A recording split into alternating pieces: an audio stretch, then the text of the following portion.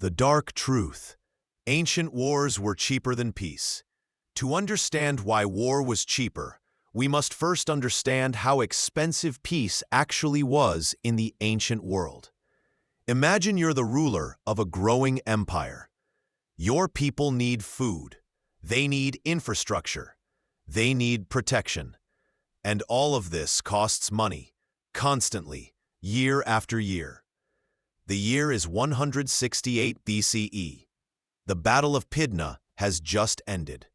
In less than 1 hour of fighting, Rome has captured 20,000 Macedonian soldiers. By sunset, they will be sold. By next week, they will be working in mines, fields, and households across the Mediterranean. The Roman treasury will record a windfall of 300 million sesterces. The entire war, including the campaign, the battle, and the occupation, will turn a profit. This isn't a story about glory. It's about mathematics. Cold, brutal economics that turned human lives into spreadsheets and battlefields into investment opportunities. In Rome during the 2nd century BCE, maintaining a standing army of just 30,000 men cost approximately 90 million sesterces annually. That's just salaries, equipment, and basic supplies. But the real expense wasn't the military. It was everything else. Building roads required thousands of laborers. Constructing aqueducts demanded skilled engineers and decades of work. Feeding cities meant either producing food domestically, which required vast amounts of labor, or importing it, which drained gold reserves. And here's the paradox. The more successful your civilization became, the more expensive it was to maintain. Every generation demanded more. More bread, more entertainment, more public baths, more temples. The Roman grain dole alone, feeding just the poorest citizens of Rome, cost the state 40 million sesterces per year by the 1st century BCE. Peace, it turned out, was a luxury that kept getting more expensive. But war? War could pay for itself, and the ancient world discovered this accidentally, then perfected it deliberately. Let me show you how the math worked. A typical Roman campaign in the 2nd century BCE cost approximately 50 million sesterces. That's a massive upfront investment. Armor, weapons, food, transport, siege equipment. But here's where it gets interesting. The average successful campaign returned 4 to 5 times its cost, sometimes more. How? 3 primary revenue streams, each more disturbing than the last. Slaves. The most liquid, most valuable commodity in the ancient economy.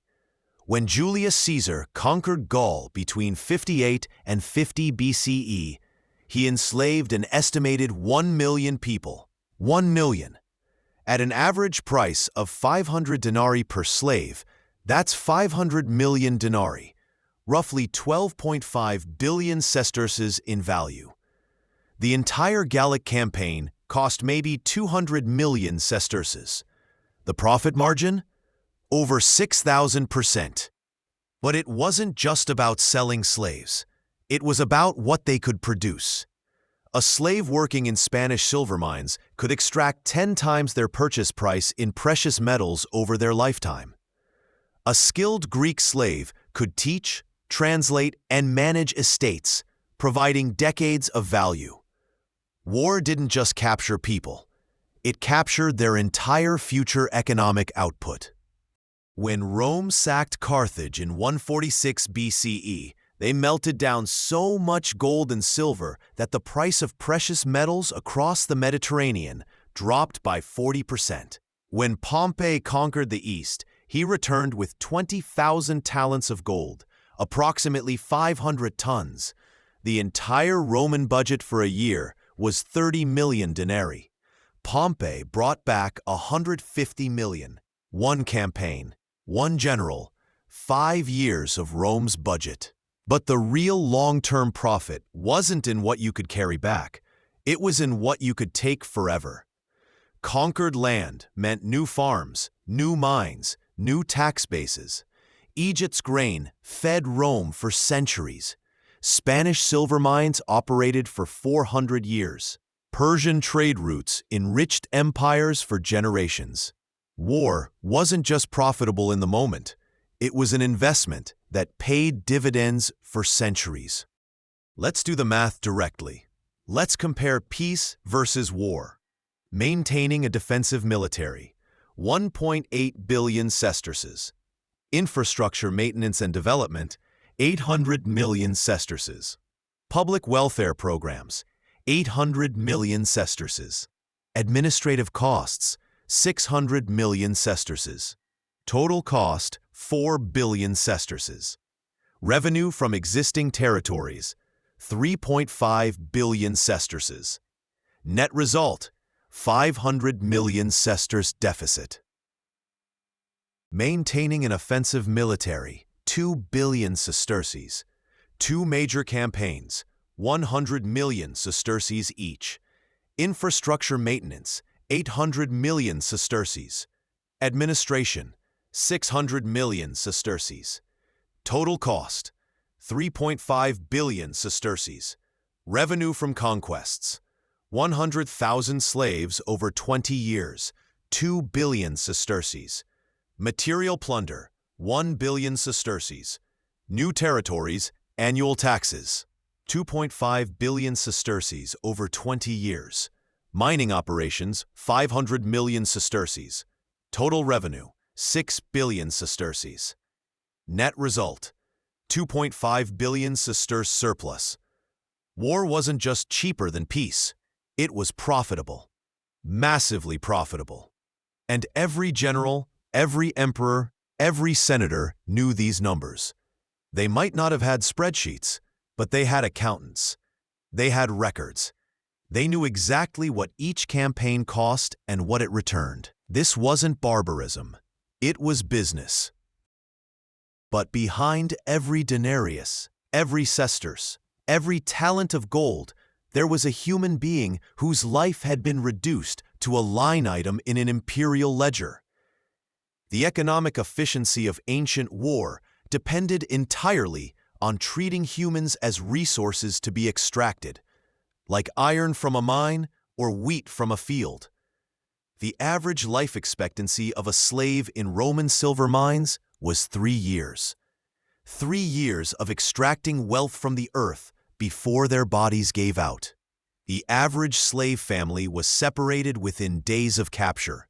Fathers sold to one master, mothers to another, children to a third. The most efficient market is one where emotional attachments don't interfere with price optimization. Ancient accountants calculated the optimal age for slave purchase. Between 18 and 25 years old. Maximum strength, maximum working years ahead, minimum purchase price. They calculated depreciation rates. A 30-year-old slave was worth 20% less than a 20-year-old. Every year, every injury, every sign of weakness reduced the asset value. The Battle of Pydna that we opened with, those 20,000 captured Macedonian soldiers had families, they had children, they had lives they planned to live. All of it ended in an hour because the mathematics said it should.